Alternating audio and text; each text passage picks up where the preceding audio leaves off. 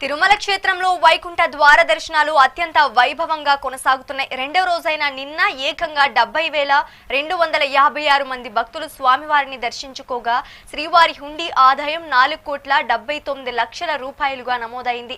ఇవాళ కూడా కేవలం టోకెన్లు ఉన్న భక్తులను మాత్రమే టీటీడీ దర్శనానికి అనుమతిస్తోంది.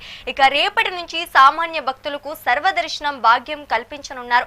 టోకెన్ లేని భక్తులతో పాటు ఆన్లైన్లో టికెట్లు పొందిన 300 రూపాయల ప్రత్యేక ప్రవేశ దర్శనం మరియు శ్రీవాణి టికెట్లు కలిగిన భక్తులను రేపటి నుంచి అనుమతిస్తామని టీటీడీ అధికారులు వెల్లడించారు.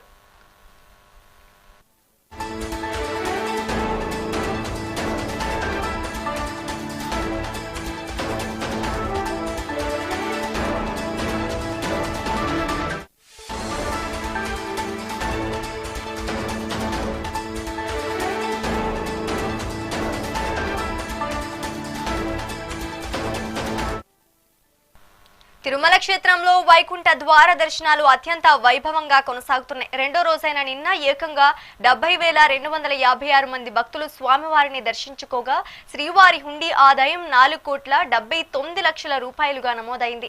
ఇవాళ కూడా కేవలం టోకెన్లు ఉన్న భక్తులను మాత్రమే టీటీడీ దర్శనానికి అనుమతిస్తోంది. ఇక రేపటి నుంచి సామాన్య భక్తులకు సర్వదర్శనం భాగ్యం కల్పించనున్నారు. టోకెన్ లేని భక్తులతో పాటు ఆన్లైన్లో టికెట్లు పొందిన 300 రూపాయల ప్రత్యేక ప్రవేశ దర్శనం మరియు శ్రీవాణి టికెట్లు కలిగిన భక్తులను రేపటి నుంచి అనుమతిస్తామని టీటీడీ అధికారులు వెల్లడించారు. ఇక ఇదే అంశానికి సంబంధించి మరింత సమాచారం మా ప్రతినిధి రమణ అందిస్తారు. రమణ, చెప్పండి.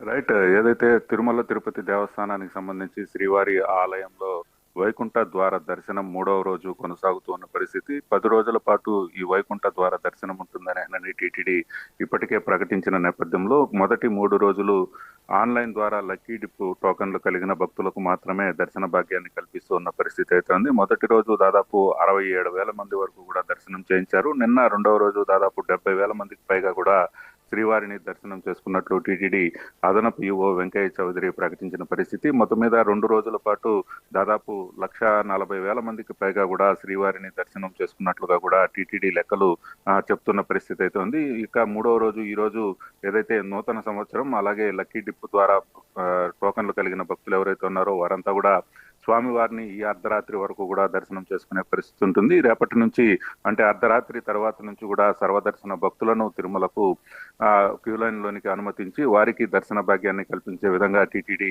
అన్ని ఏర్పాట్లను పూర్తి చేసిన పరిస్థితి. అక్కడక్కడ ఏదైతే ఎక్కువ భక్తులు వస్తారనే ఉద్దేశంతో టీటీడీ ముందస్తు చర్యలు అనేది చేపట్టిన పరిస్థితి. కంపార్ట్మెంట్ లో కావచ్చు, క్యూ లైన్ లో కావచ్చు ఎప్పటికప్పుడు అన్నప్రసాదాలను, తీర్థాలను, నీటిని అందించే విధంగా టీటీడీ ప్రణాళికలు అయితే రూపొందించుకున్న పరిస్థితి అయితే ఉంది. ఎందుకంటే మొదటి 3 రోజులు లక్కీ డిప్ ద్వారా వచ్చిన భక్తులు మాత్రమే, టోకన్లు కలిగిన భక్తులు మాత్రమే దర్శనం చేసుకుంటున్నారు.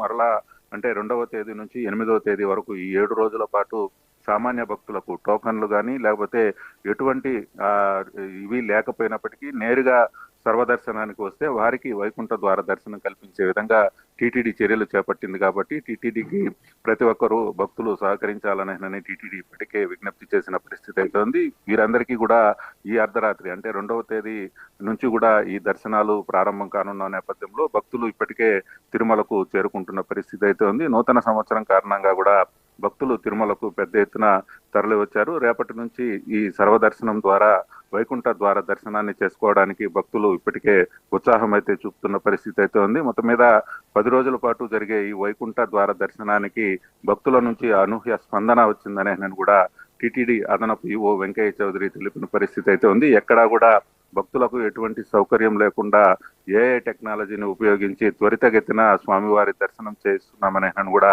వెంకయ్య చౌదరి చెబుతున్న పరిస్థితి అయితే ఉంది. రాబో రోజుల్లో కూడా ఈ టెక్నాలజీని మరింతగా ఉపయోగించి ఏదైతే శ్రీవారి భక్తులకు ఎక్కువసేపు వేచి ఉండకుండా ఉండే విధంగా దర్శన భాగ్యాన్ని కల్పించే విధంగా ఏఐ టెక్నాలజీ ద్వారా దర్శనాలు చేయిస్తామని చెప్తున్న పరిస్థితి అయితే ఉంది.